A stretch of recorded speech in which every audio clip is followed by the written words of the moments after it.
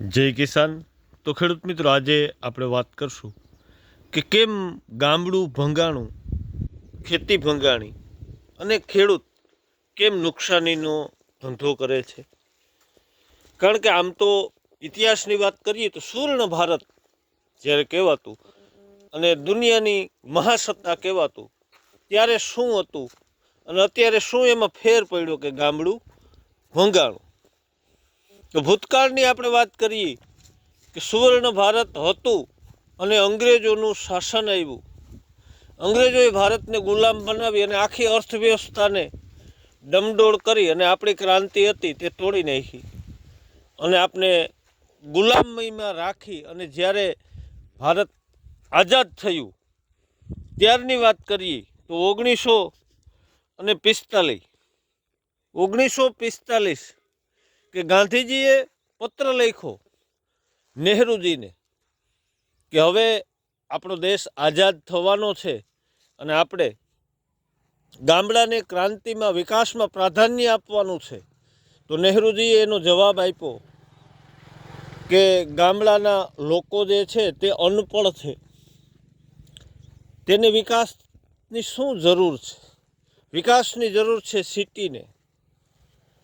આવો જવાબ આપ્યો અને પાછો ગાંધીજીએ પત્ર લખ્યો કે ભારતને બચાવવું હોય ને તો ખેતી, જે ખેતી પ્રધાન દેશ છે તેમાં ખેતી અને ખેડૂને અને ગામડાને પ્રાધાન્ય આપવું જ જોશે. તો પાછો વળતો જવાબ કોઈ દી ન આવ્યો.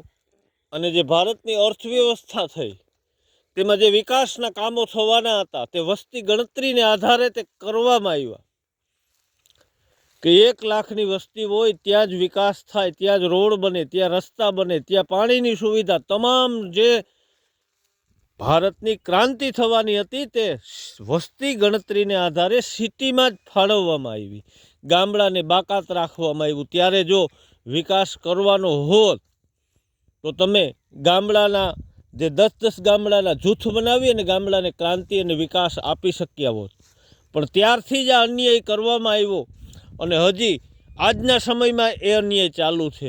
અને ત્યારે જે વસ્તી ગણતરી થઈ હતી ને ત્યારે 90% વસ્તી ગામડામાં રહેતી હતી, 10% જ સિટીમાં રહેતી હતી.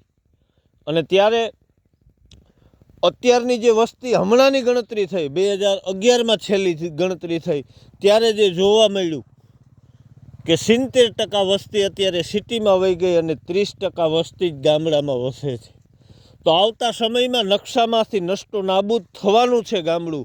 અને ભારતનો વિકાસ તમે જુઓ વિશ્વના બીજા દેશો સાથે તો કાયમ વિકાસથી વંચિત અને ભારત પીછળતું જાય છે.